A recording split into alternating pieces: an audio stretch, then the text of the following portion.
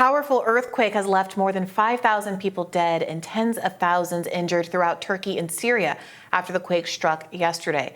The earthquake is one of the strongest to hit the region in more than 100 years, CNN reports, and it struck 23 kilometers east of Nuraji in Turkey's Gaziantep province. This footage shows part of the damage the quake left in Turkey. The United States Agency for International Development said it was deploying 2 specialized search and rescue teams as part of the American response to these deadly events. The 2 units are based in Virginia and in California. They're the only such teams in the U.S. that work internationally, the New York Times reports. Meanwhile, host of Pushback on the Gray Zone, Aaron Mate, tweeted yesterday, Syria has suffered a devastating earthquake. This war-ravaged country is under crippling U.S. sanctions. This tweet is in response to what senior U.S. officials Dana Stroll said about Syria in 2019. The rest of Syria, though, is rubble. And what the Russians want and what Assad wants is economic reconstruction. And that is something that the United States can basically hold a card on via the international financial institutions and our cooperation with the Europeans. So we argued that absent behavioral changes by the Assad regime, we should hold the line on preventing reconstruction aid and technical expertise from going back into Syria.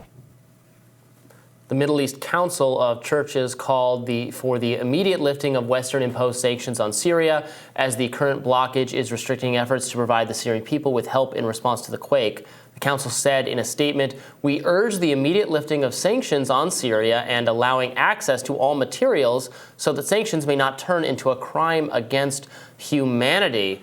What a monstrous thing that official said. This is a moment of desperation for the people of Syria, that they're suffering. Well, that was an older quote. That was a pre-earthquake quote. But celebrating the idea that the country through civil war has been reduced to rubble.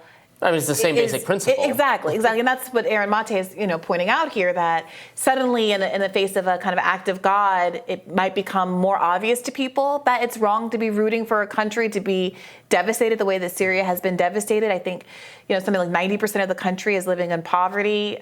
They've been dealing with famine. Obviously, through just bombing and strife, the country has been decimated even before this. But to be rooting for it in a political war context, but not, but to suddenly realize that the human gravity of it in the earthquake context. They're rooting for it because they want regime change in the government. Right. But is there any evidence that this kind of sanctions policy is helping further the goal? Let's say in an ideal world, that would be great if we could swap out Assad with some preferable government. Now we know that in the real world that is a very fraught proposition, and that we've forced these swaps in the past, and they've not always worked out great.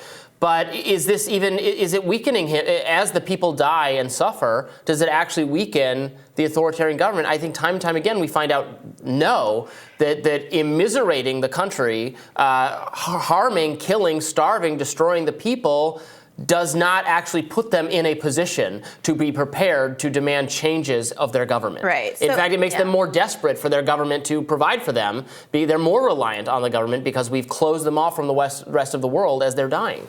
Yeah, so this is another one of those situations in Syria where we're doing these kind of proxy wars with Russia. And there have been critiques from people like the World Food Organization about the fact that the sanctions have not been narrowly targeted the way that everyone who ever does a sanction claims that they are, and that it has been done very little to actually,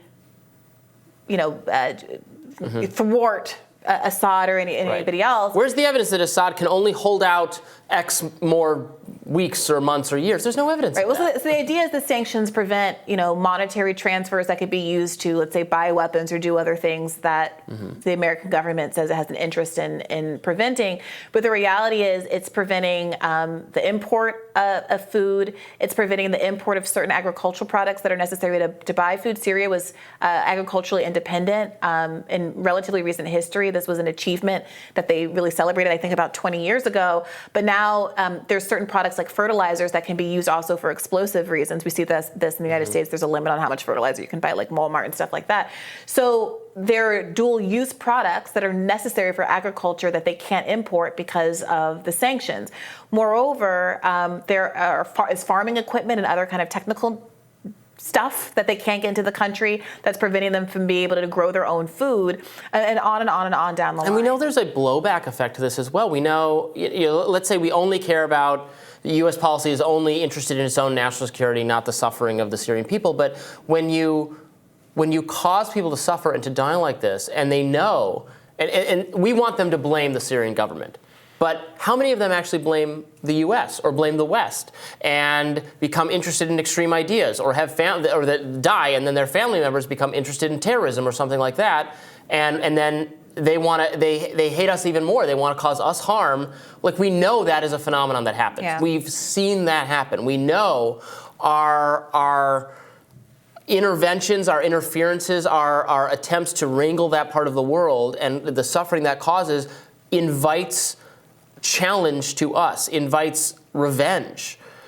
Yeah. How many times do we have to learn that lesson before we change course on some of these policies? Apparently, it's not today. Today's not the day we learn a lesson. It's worth also just noting, saying a little bit about the magnitude of this earthquake. I mean, truly unprecedented. I think we mentioned in the read that it's the first in the region of this size for about 100 years. It's comparable in magnitude to the 1906, I believe it was, earthquake that flattened San Francisco, left basically all of the city destroyed. It was 7.8 magnitude. And when you look at the pictures of the devastation, it's really horrible. There was this viral photo of a father holding the hand emerging from the rubble of what was his teenage daughter who was crushed to death in the quake. It really just is a parade of horribles for the people living in this country. And of course, we wish them all of the best in the recovery. And it's good to see some degree of global unity in sending aid to the region.